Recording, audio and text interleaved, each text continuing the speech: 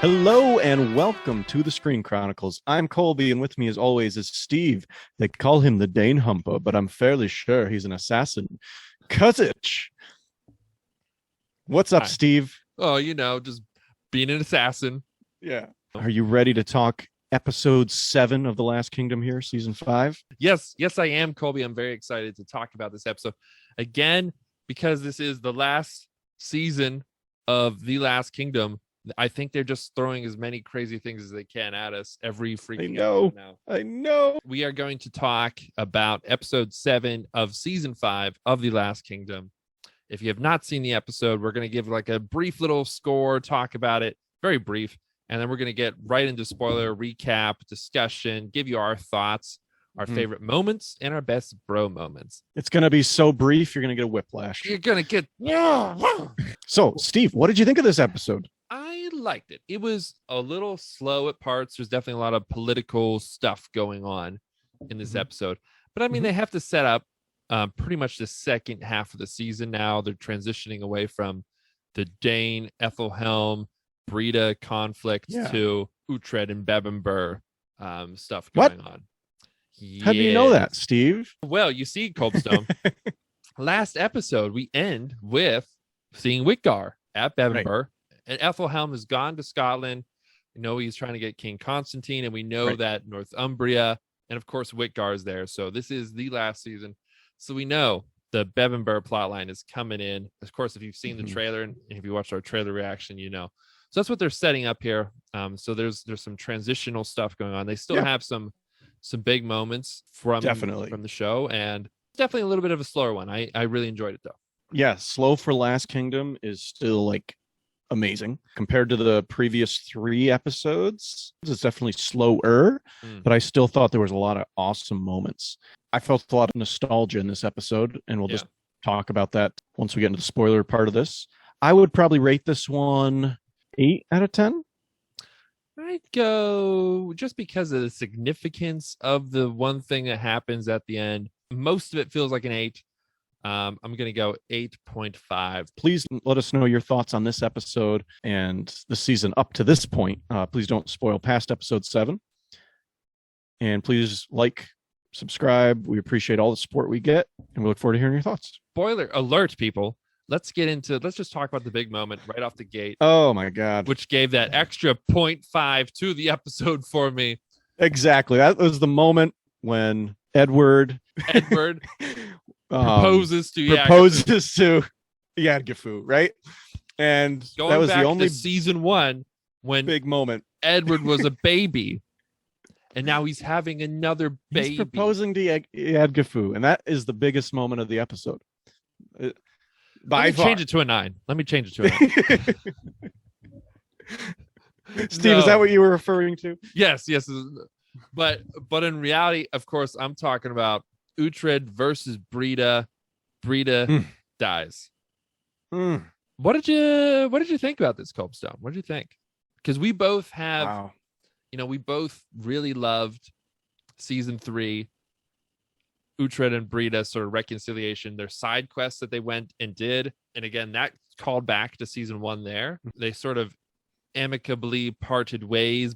They were like still enemies, but they said they still love each other. And I loved it. I loved that moment. Yeah. It was one of my favorites from the season. Yeah. And we were a little upset then in season 4 when they become enemies again. And then of course so going frustrated into the season. So I was so what frustrated. Did you think? What did you think then about? I'm actually super satisfied with their ending, because they did reconcile. Yes. And they literally beat their frustrations out of each other. Like, it was so raw when Uhtred is just, first of all, I'm glad Uhtred like handled her fairly easily. Yes.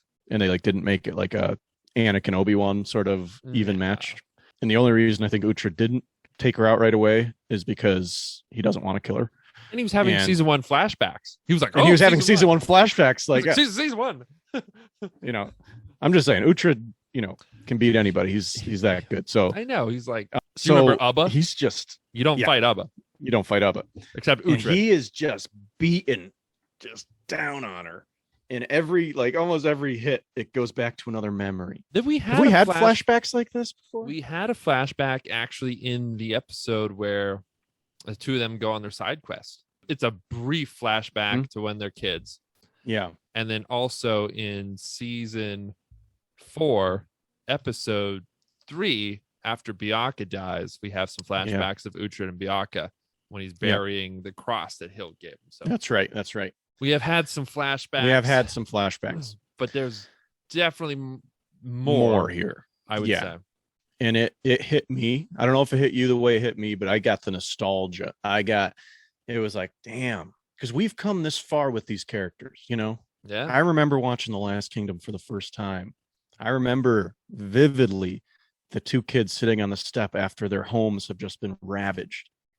And there's a line Uhtred says, but when I see those two kids, it's like there's hope in that image. You know what I mean? Mm-hmm. And Uhtred says to Brida, like, there was hope and there still is hope when they start to reconcile. Once Uhtred's decided not to kill her after just beating the flashbacks out of her. just beating the flashbacks. Beating those flashbacks out of her. And he says, you know, if my son can forgive you for chopping his balls off, I can forgive you as well. So true, right? Like, I mean, how else can you stay mad at someone when the person who had their balls chopped off is like, don't kill her, you know? Yeah, I mean, I really liked it too. I mean, I think you gave your best bro moment of season 3 to their reconciliation moment. I think so. And yeah, I would say I was satisfied because I think even in the books, there's the animosity between them. So yeah, if they wanted to stay true to that and what the show was doing, you know, they had to go with it. And I felt like they wrapped it up pretty good. Yeah. I can say that after watching this, I was, I guess I should say I am a little worried, you know, even though we've seen the whole show, I'm a little worried. I was just like, is he going to be like forgiving everyone and just not killing people who deserve it now kind of thing? But like, this is Brida, right? This is Brida. This is different. And when Brida dies, because Steora, right when they finally reconcile, and it seems she's finally forgiven him, and they have the beautiful moment of their heads hitting together, and it's an amazing moment. Steora frickin' ruins it and shoots an arrow through Brida. By the way, Uhtred's like chest to chest with Brida, and I'm like, Steora, let's be careful here. I know. Like, what are you trying to do? Couldn't have like gone from the side and shot through her head or something? You had to like, oh, this might kill my dad too.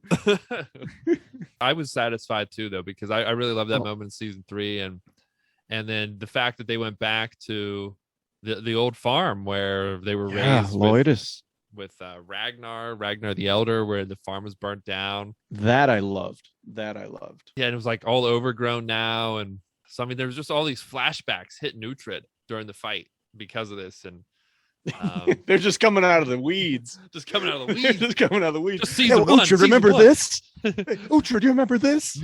Remember? Do you remember? Remember Ragnar? And they were, and you know what? They were good, and they were bad, and they were good, and they were bad, and they were bad, and they were bad, because they're mostly bad.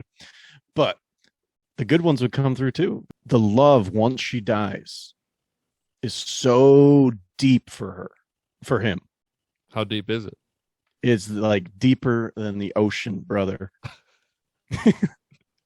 Deeper than the ocean, brother. The love is deeper than the ocean, brother. You see that through the pain after she dies in his eyes. And can we just talk about too this moment? And I say that, by the way, because of what you said earlier about like being too easy to forgive people, but like that's like how deep his love was for her, you know. And that comes out after she dies. He's devastated. But the moment I love after she dies, he's like devastated that she's dying in his arms, and then she says, "I'm cold," and he does like a quick freak out, like she doesn't have a weapon in her hand, and he like does whoa, and he grabs wasp sting and puts it in her hands. And after he does that, after she said, "I'm cold," she says, "Ragnar." And that got me, you know. It was great. Again, I am just loving they're going back to the Dane culture stuff here with people dying, putting the weapons in hand. I love that. That the show's remembering who it is. And season 4, you forgot season 4 party, you forgot. So I'm glad you remembered.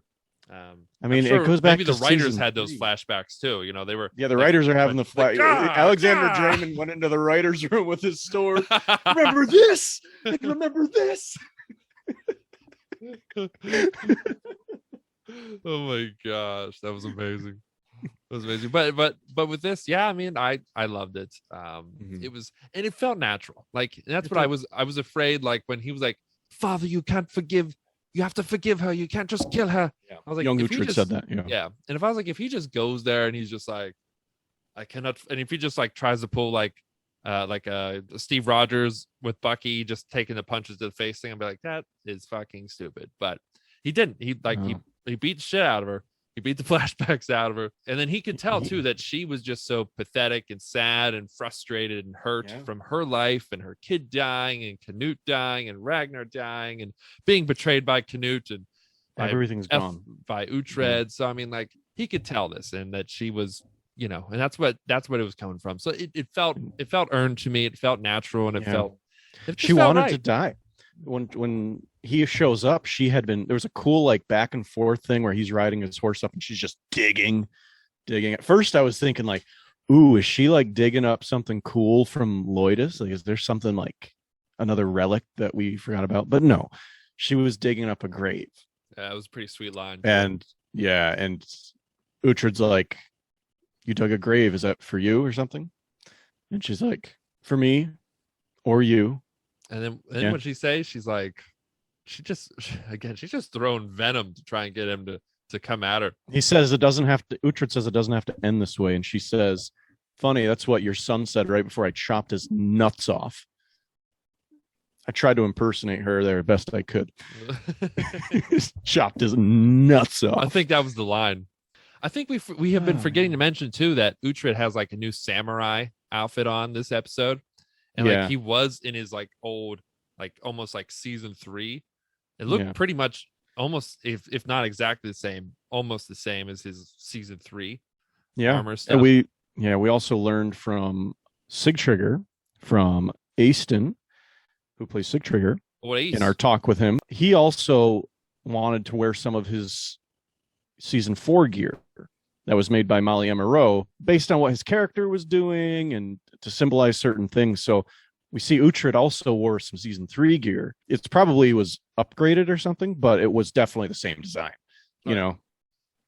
I wonder why he switches to like the samurai fit here. I personally don't love the samurai gear. I was honestly hoping for more stuff from the last season here. I was hoping for more like stuff almost from the book with just like chainmail. If you read the books, like when he's talking about how he dresses like a tank. He's just like, I was armored in chainmail and a wolf. My helmet. The helmet's so important. Yes. But so that would cover up his face. Yeah, it's the thing. It would cover up his face and his hair. But like, I was hoping for like a chainmail. Like Finan had a nice chainmail outfit this season, and Ethelstan has a sick chainmail outfit, and Edward too. Anytime he's going to battle, has a sweet.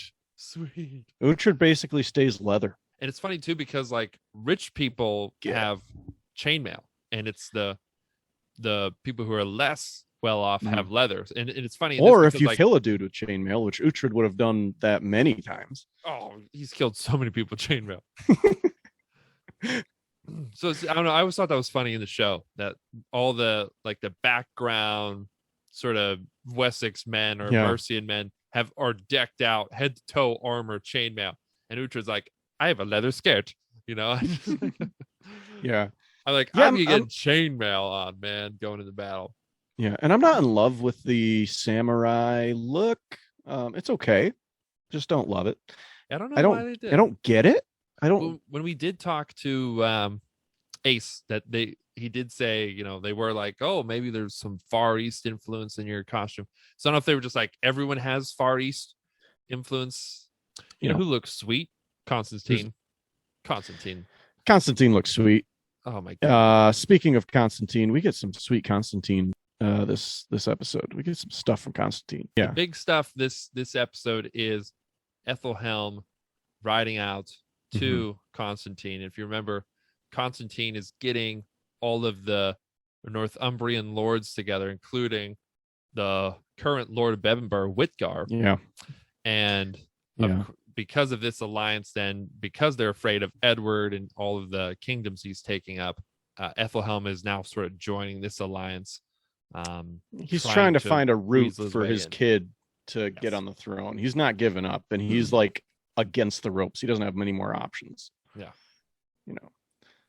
So he's going to go up, and I love how Witgar's there. He's talking to his guy, and he's just like, we're just going to be here. We're just going to shake some hands, and we're going to go home.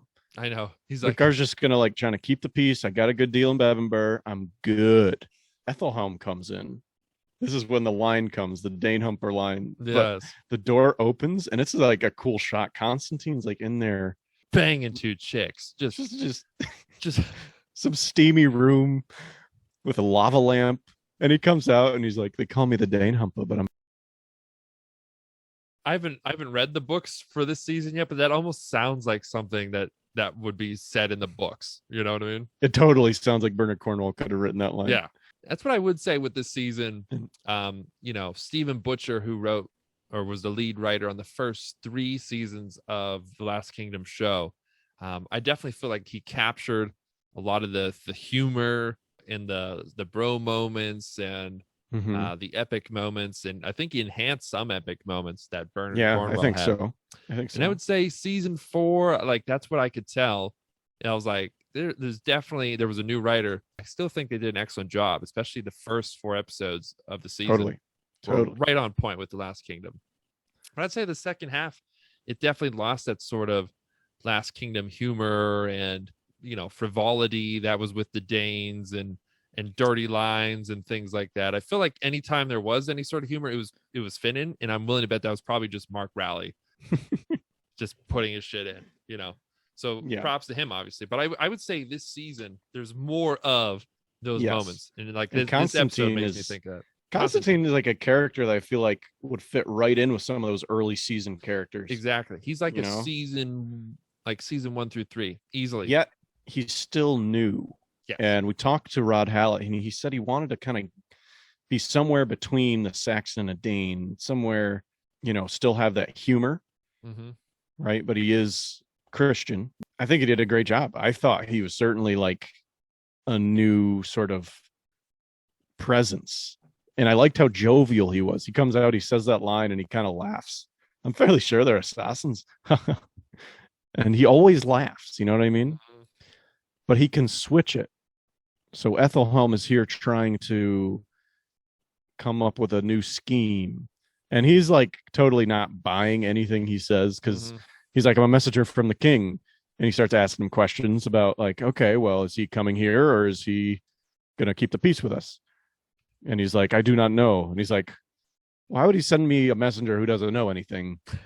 And Ethelhelm's like, basically like, well, because I'm concerned.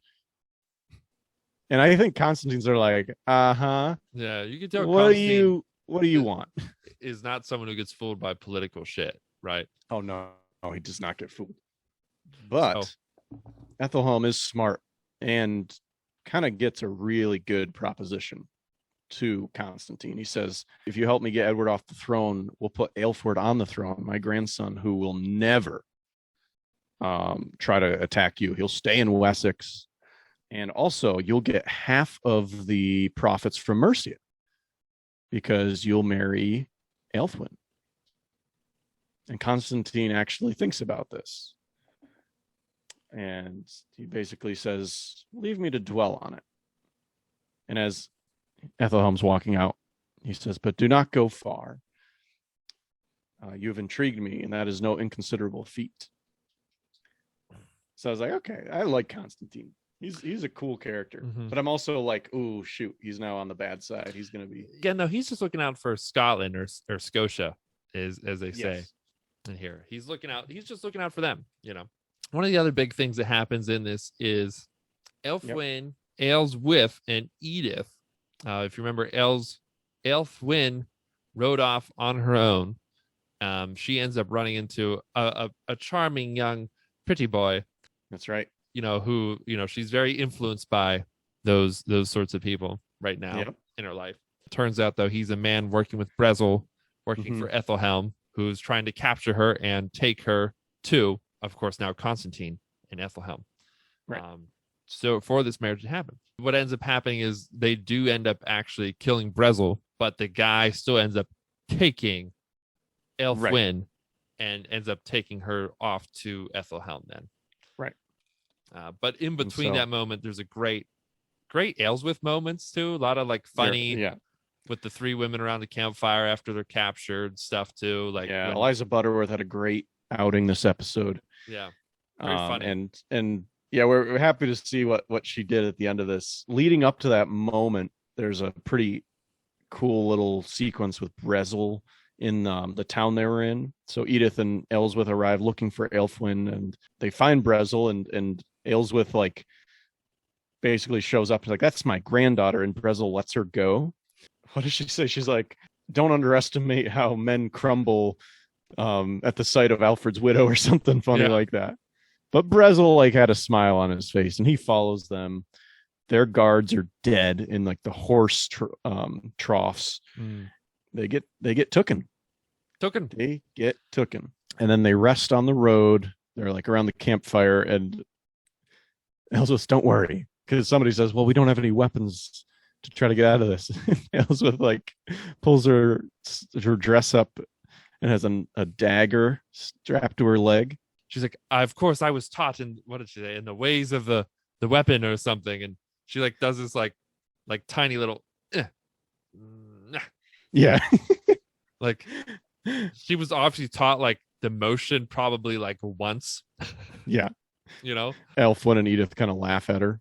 And the guy's like, shut up, shit you miss. But so they got a little plan-ski. They got a little plan. Yeah, they got a little plan-ski, and she ends up actually whacking Brezel with a fire log, and then when he gets down, she stabs him through the back of the neck.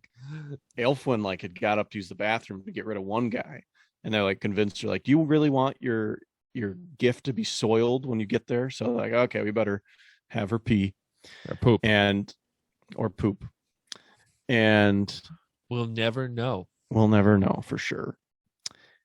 And that's when Edith gets up and Brezel's like, sit down. And while he's distracted, that's when Aelswith whacks him with a torch, just clubs him. But I mean, that hurt him, but not that bad. And he just jumps on Edith and he starts choking her. I don't know, is Stephanie Martini okay? Because it's like, look, like, and that's when we see Aelswith sneaking up on him. And she gets him finally, Eliza Butterworth, with like a battle sort of moment, like an action moment, which we had her on the podcast and we asked her what she wanted. And she said she'd like Aelswith to have some sort of moment like that. Yeah, she wanted to be like Hild, to join out in the battle, get out going.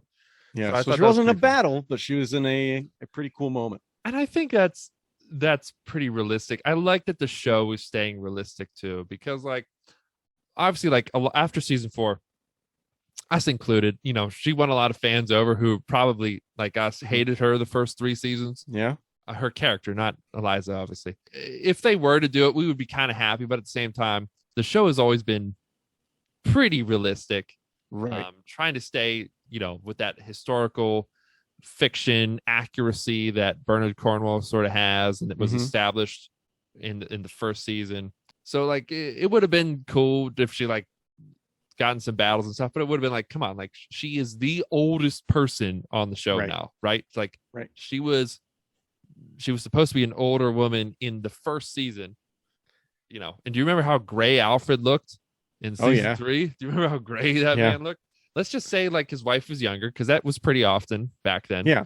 But I mean, she still had Aelflaed, who looked old this season, and who was younger than Uhtred, So she is well older than Uhtred right now. So like if she's just going to battle and just like as grandma, you know what I mean? Like, it would have been kind of like, you know. So I but mean, to have a moment, like that when the guy's back is turned, but she saves her friend. And still, like when someone gets surprised, like you smack them with a log on fire, that's gonna throw off for anyone, right? And Edith just gets a face full of blood. Oh yeah, money shot. Awesome moment. And there's some like pictures I think too of behind the scenes of Stephanie Martini just getting blood thrown on her face, just real human blood that they had for just Harry Anton's blood. Like he went through like several days of like just getting it withdrawn and getting stored. His blood drawn. We gotta be realistic here. They tried at first, it just didn't look like his blood. Just didn't look enough like his blood. You can tell that's not my blood. The fans are gonna know. The fans are gonna know. So that was an awesome moment. A little sad to see Brezel go. Partially wanted Finnan to have some redemption. Exactly. But we talked with Harry Anton about this. Yeah, and Harry Anton kind of wanted that too. Yeah, and I think Mark Rowley did too. And Mark Rowley wanted it, according to what Harry Anton said, which would have been cool. But I'm also glad the person that Aelswith did kill was significant. Like, yes, okay, Brezel to this point has been like this imposing presence that's been causing trouble, and now it's okay. He's gone now. Don't have to worry about that. So that's good. That's basically Ethelhelm's muscle, and it's gone. So yeah, and if you and like I said too, the other partner, the one who initially tricked Aelfwin, ends up then he runs away, and if he gets on a horse, and then he just comes back and just grabs her. Just grabs her, and they're like, "Ah, oh, shit!" They're just like, because she literally like scares him away. She's just like, "I've killed one man, and I'll kill another," and he runs away. Like he runs away. Like they should have like chased him down. Like he runs. He runs like it's kind of funny because it's kind of stupid on their end. But like if you think about it, it's kind of smart, right? That's probably the best thing to do is try and get the person away from you. Right. It's also smart on his end. He's like, I'm gonna grab a horse and finish my mission, man. I know. Can't catch me on a horse. I'm gonna finish my mission. In hindsight, it seems dumb, but at the moment, they thought they were winning. They thought, "Oh, we're good now." Yeah. It's not until too late, and they noticed. And I also love the line she says too. I felt like Saint Michael the Archangel when he slew Satan's arms. Yes. Oh my God. Satan's armies or something. Yes. That was amazing when she said that. That's hilarious. Oh my God.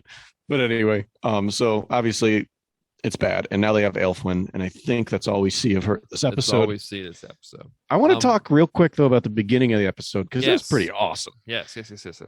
And the episode just starts with like a blacksmith hammer, and we don't know what it's doing yet. It's just hammering into something, and sort of a montage of the funeral preparings for Sigtryggr.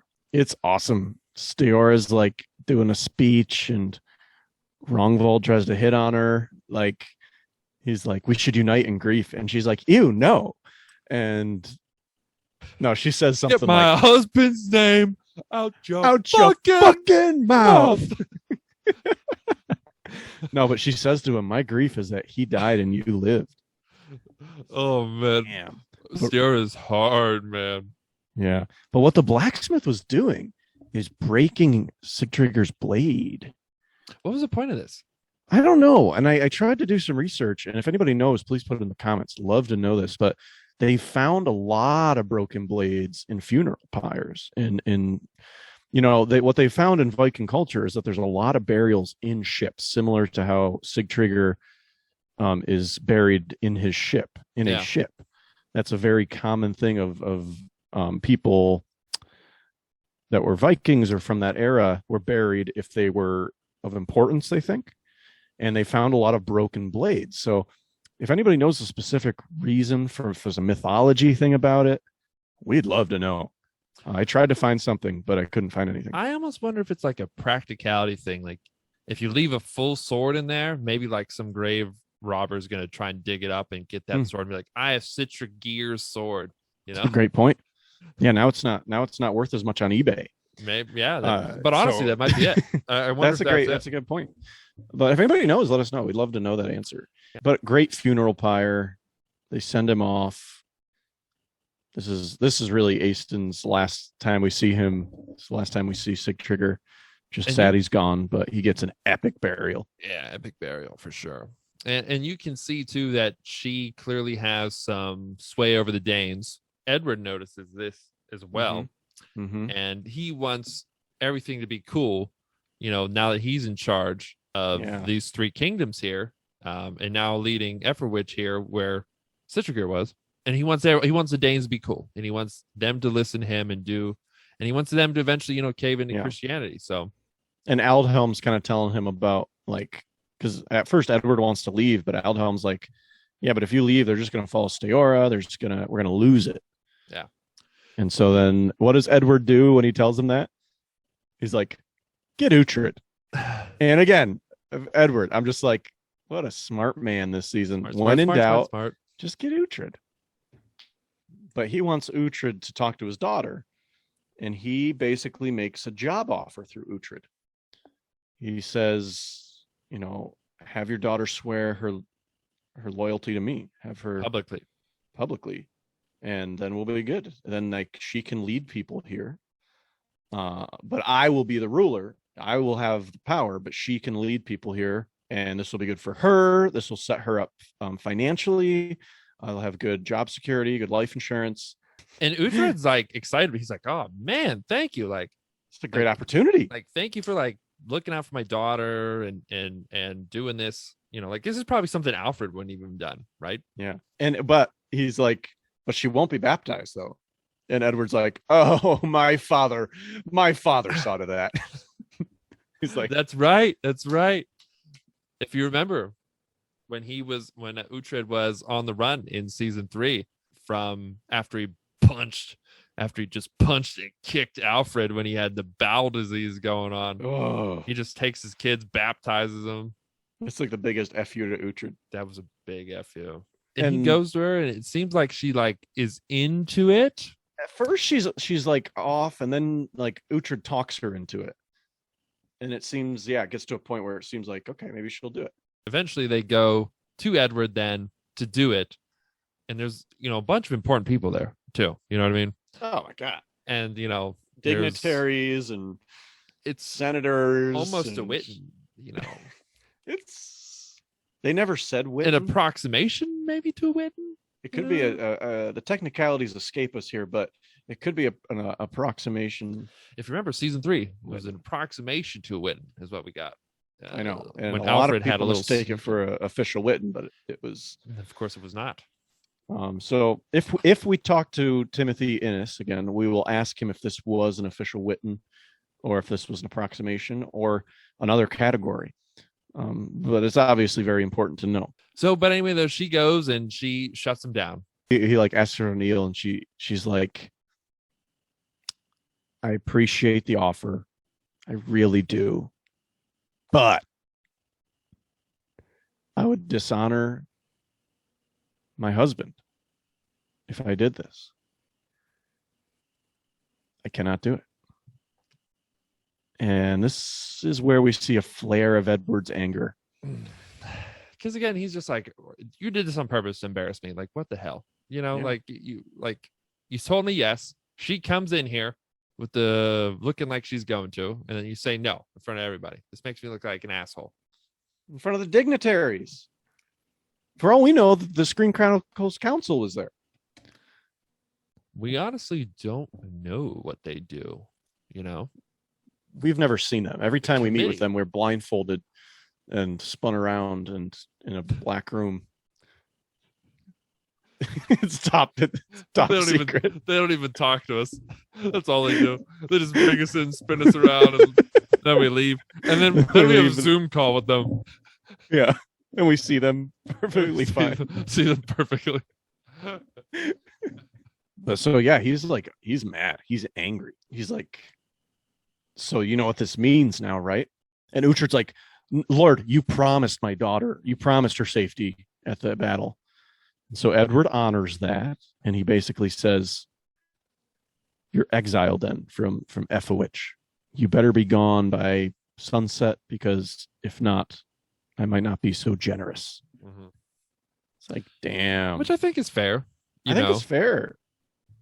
he offered her a great position. Great Literally. role in the company. A great role in A the company growing that company. that A is growing England. company, by the way. We are England. We are England.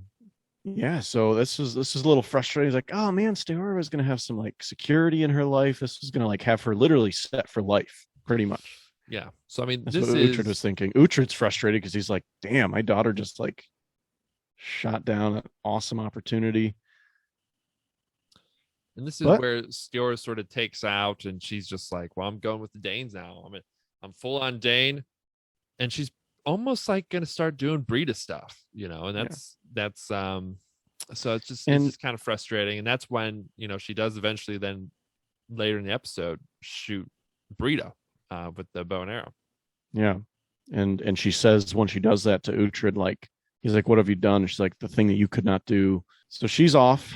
And she's changing a bit, and I get why Edward had to exile them because, this is the problem he was trying to solve is preventing an uprising from the Danes. He just took them over. Yeah. And he was trying to do it peacefully and diplomatically. And if Steora stayed there, she would have got them all riled up. Oh, they would have riled up. And they could see it happening already with the funeral, right? Because everybody was cheering Sigtryggr. She had a great speech, 10 out of 10, sort of send off for Sigtryggr. Rungvold yelled to Valhalla. It was great. It was great. You should have been there. Should have been there. What happens right after that, though, is Edward's like, bring me Rungvold. And Uhtred like runs out to try to plead with her. And he's like, they're going to make Rungvold the leader here. And like, he's going to like enslave kids. He's going to do bad things. Like, take this role, please.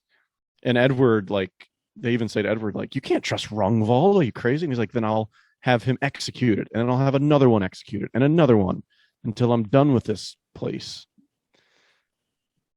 It's like, wow, Edward angry right now. Yeah. He's just he's like, I just want to get back to Wessex. At least Mercia, Mm-hmm. Mm-hmm. Yeah, that was pretty tough line. Great job, Timothy Innes. Great job this season. Absolutely. Sticking on Edward here too. Yagathu comes to him later and drops the old bomb. Well, he goes to her because she's not at dinner. Oh, no.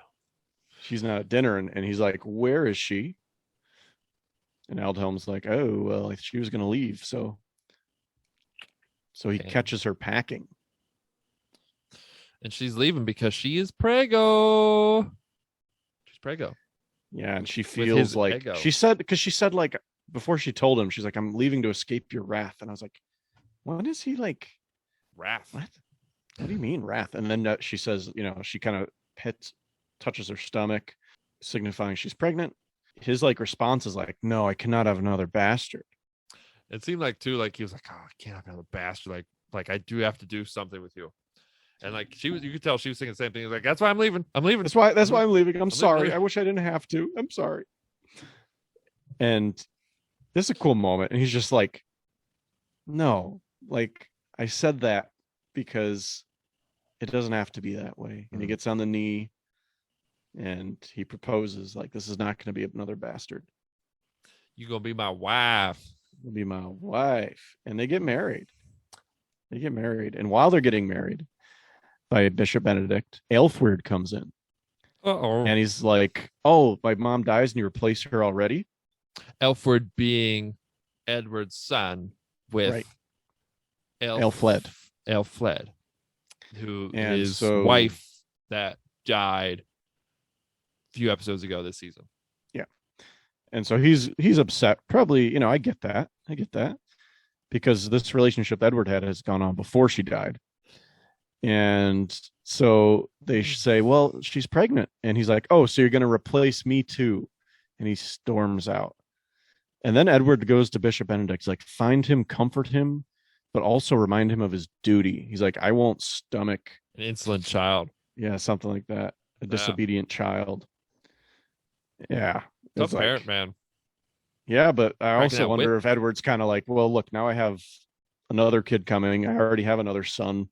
Like, how much more do I want to put up with this kid? And Benedict goes to Aelflaed. He ends up actually then Aelflaed, who is, if you remember, he's best friends with his grandpappy Ethelhelm. Yeah.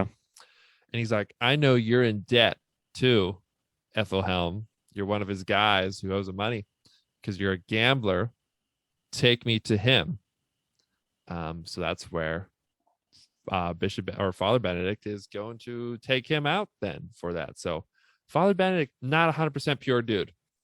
No, definitely not. Definitely not. He didn't want to do this, but he is going to do it because he doesn't want to. He wants to get rid of Edward that to debt. necessarily know that he's in debt.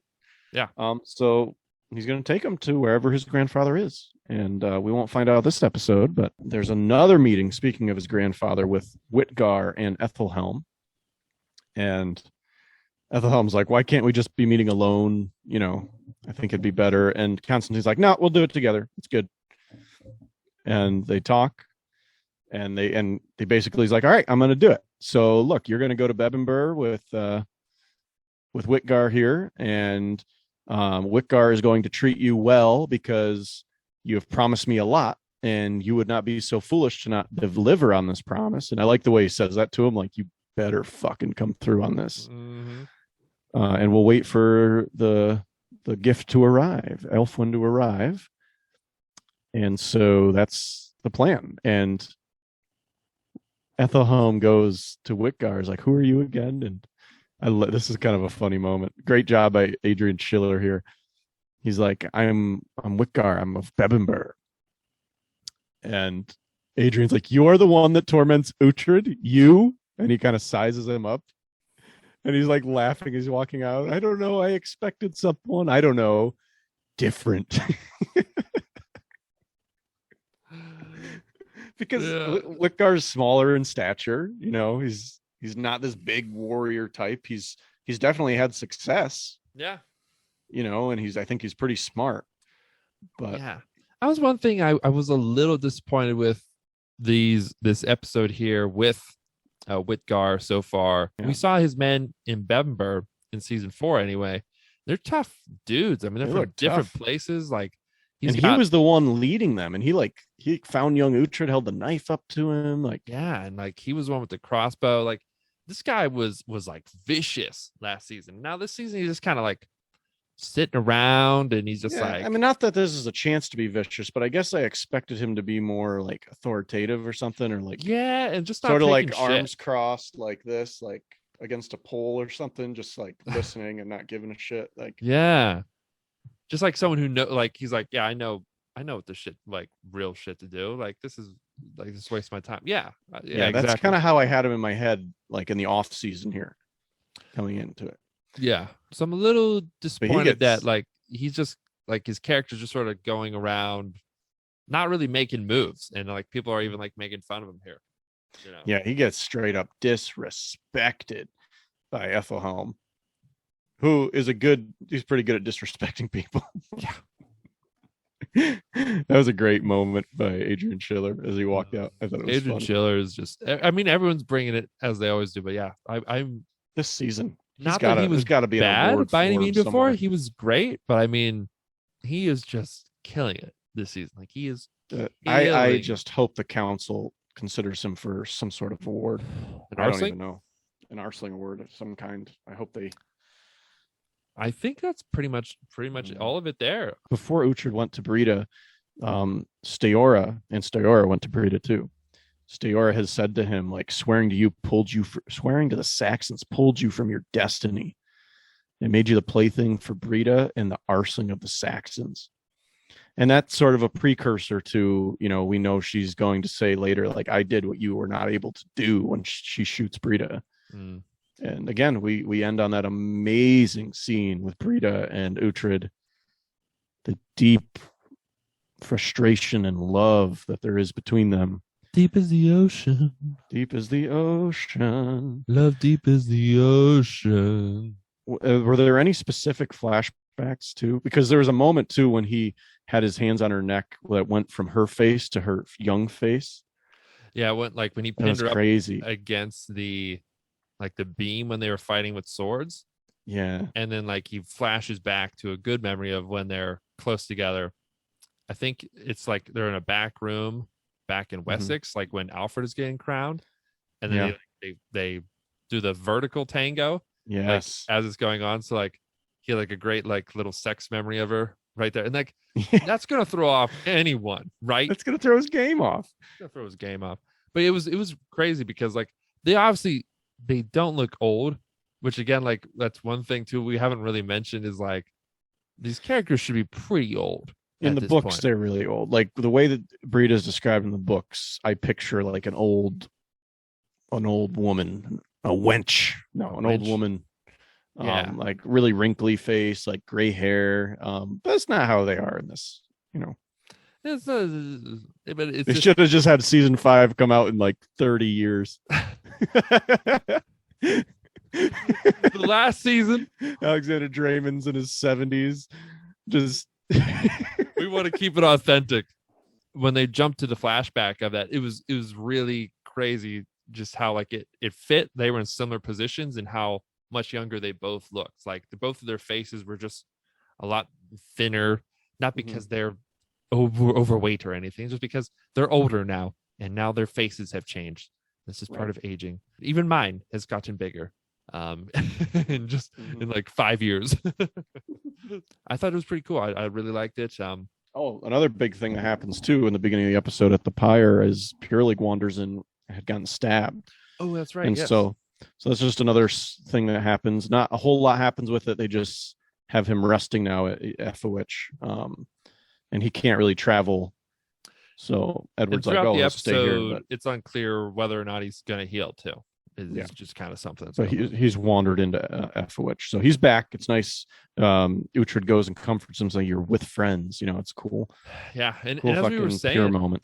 You brought up in our last episode talk, they have been killing people off every episode now. This is what, the 4th in a row that they've killed a major character off from the show, right? So I was like, oh my god, are we getting a two for one?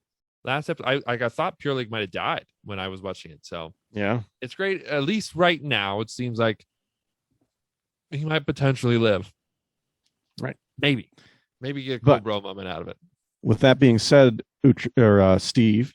Uhtred. No, I didn't mean that. Uhtred. Okay. All right. Okay. What was your favorite bro moment? I want to say just the sort of respect between Edward and Uhtred when he was like, okay, thank you for offering like Stiora like the chance to like still like sort of be in a leadership role, while this is going on. Like I know like you just want to just wipe everyone out and just make it all Christian. That's like a solid bro moment. Yeah, I mean it was just like, and as we've been saying too, Edward has just sort of had Uhtred's back, which generally Alfred wasn't always behind Uhtred's back, and then Edward last season was just never, right? So it's great to see like he's wising his ass up here, in doing that. So I really like that. I would say that would probably be my bro moment. Yours? Cool. What's yours? I got to go with the redemption when Uhtred and Brida finally connect. When he finally kind of convinces her there is some hope. I'm here for you. Like not everything's gone. I'm still here, and I'm still here. That small moment they have when they put their heads together after that incredible frustration battle, flashback battle before Stiora kills her. I got to pick that moment because I'm so glad they reconciled, even if it was in the last moment. Kingdom too, with the head-to-head thing. Yeah, even if it was in the last moment, the fact that they reconciled like they did in season 3 was so satisfying. Because I told you back then, if that was the last time they saw each other after season 3 when they saved Ragnar, I'd have been okay with that. They ended on such a strong positive note. And to Brida to not feel alone at the end, I think to have someone there that loved her and for her to accept that love for a second was incredible. And that's my bro moment for this episode, to one of the original friendships on The Last Kingdom, all the way from episode 1. Goodbye, Brida. Goodbye, Brida. Hello, Steora. Hello, Steora. Well, what's your favorite moment then? What is your favorite moment? Mm-hmm. Well, it's got to be close to that. There's two that come to mind. First, I loved when Aelswith stabbed Brezel. That was and just her reaction. That was an amazing moment. But I gotta stick with the Uhtred Brida moments just because of how I felt with all the nostalgia. And so my favorite moment was when she says Ragnar, because she says I'm cold and Uhtred finds wasp sting. And when I heard cold, I'm thinking Niflheim. Like I'm in her mind, she's fading in Niflheim, and Uhtred gets her wasp sting, and she says Ragnar. Like she's going to Valhalla. At least that's what she believes. And to me, that moment just got it for me. It just is it.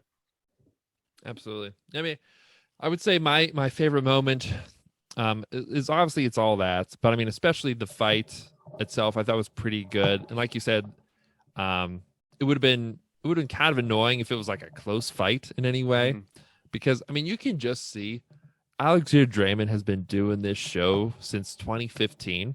And he's been doing stunts and riding horses and fighting in battles. And like you can just see him as Alexander Draymond is like a fucking murderer with that sword. Like he just comes in swinging it. Just the way his stance is, and like it's strong, it's quick. Like damn, like no, like no one could beat, like Brida couldn't beat Alexander Draymond, let alone Uhtred, right? So I mean, right. I mean, like it would be a tough competition between characters from the show beating Alexander Draymond, let alone Uhtred. So I thought it was pretty cool, just the fight itself, and then obviously the redemption, reconciliation, I guess you could say. And then I love the sword in hand. I love that Dane culture stuff. I love that stuff from season 1. I love that the show was showing that they remember it, to me, after not seeing it last season. So that's all the stuff I love. I mean, that right there, favorite moment. Cool. And also, I just want to mention one more thing. Edward is wearing Alfred's crown. I don't know if you've noticed this. I did not notice this. Not just this episode, but in the previous episodes too. Very kind of a cool thing. It's much different than the crown he wore in season 4. Nice catch, Ombre. Yeah. Well, that was episode 7. I hope you enjoyed this talk. If you enjoyed it, then you can check out more on YouTube and or podcast. If you did not enjoy it, you can go fuck right off. You can go fuck. Get my podcast name out your fucking mouth. But don't though. Even if you don't like it, just keep saying it. But just keep saying Chronicles. Subscribe. Screen Chronicles. 100 more years, Screen Chronicles. 100 more years, Screen Chronicles. 100 more years, Screen Chronicles. Stephen Colby forever. 100 more years. 100 more seasons, Screen Chronicles. Last Screen Chronicles and Last King go on 100 more years. But really, thank you everybody for listening. We love you. Hope to hear your thoughts in the comments. Please subscribe, like, follow, all that good stuff. And as we always say, goodbye. And destiny is all. Goodbye, Brida.